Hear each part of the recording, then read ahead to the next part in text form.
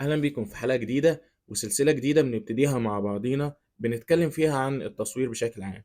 في الحلقة اللي فاتت اتكلمت عن تجربتي مع التصوير وإن إزاي بدأت وإن الموضوع كله كان بدأ بإحساس. بعد كده ابتديت أتعلم بشكل أكاديمي، أعرف المبادئ والقواعد، ولقيت إن فعلا اللي أنا كنت حاسه أو الكادر اللي كنت بشوفه بعيني هو فعلا اللي أنا ابتديت أطبقه.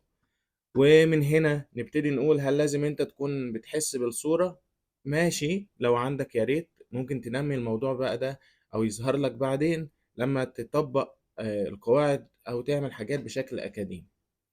واسهل قاعدة مهروسة في كل الفيديوهات، ولكن هي القاعدة الاساسية والاسهل واللي خلينا كلنا نبتدي ان احنا نعملها او نطبقها، وهي قاعدة الثلث او third of rule. والقاعدة دي يا جماعة عبارة عن إيه؟ لو جينا أنا مثلا هنا بصور الفيديو، لو هتلاحظ إن هنصور مثلا الإزازة دي، فالإزازة دي أنا محتاج أصورها، فمحتاج أنا مش فاهم بس أنا عاوز أصور، فابتدي أدور على خطوط في الموبايل، خطين بالعرض وخطين بالطول هيظهر ما بينهم نقط. النقط دي لو ركزتها على الأوبجكت أو العنصر اللي أنت بتصوره هتبتدي تطبق معاك قاعدة الثلث. وبكده دي تكون أول قاعدة نبتدي إن إحنا نتكلم عليها. فالقاعدة دي كل المصورين أو أغلبهم بيطبقوها، ودي كانت أول قاعدة عندنا سهلة وبسيطة. خلينا نروح لقاعدة تانية معانا، وهي قاعدة خطوط التوجيه.